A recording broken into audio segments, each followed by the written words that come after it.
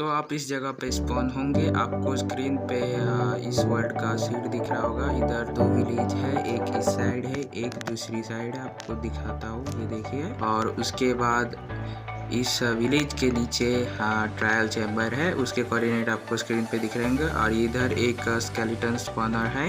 यहाँ पर आप चाहे तो स्केलेटन फार्म बना सकते हैं। आप देख सकते हैं ट्रायल चैम्बर, इसमें बहुत ही अच्छे अच्छे लूट रहते हैं। तो ये तीसरा विलेज है, आपको इसका कोऑर्डिनेट स्क्रीन पे दिख रहा होगा। यहाँ पर 2 स्मिथी के घर है, जिस घर में अच्छे अच्छे लूट मिलते हैं। तो इस वर्ल्ड में इधर 3 माइन शाफ्ट है, आपके कोऑर्डिनेट स्क्रीन पे दिख रहे होंगे। ये पहला माइन शाफ्ट है, ये सेकेंड माइन शाफ्ट है, इसके नीचे तीसरा माइन शाफ्ट है, आप देख सकते हैं। इसके अंदर भी अच्छे अच्छे लूट मिलते हैं। Thanks for watching this video and like and subscribe.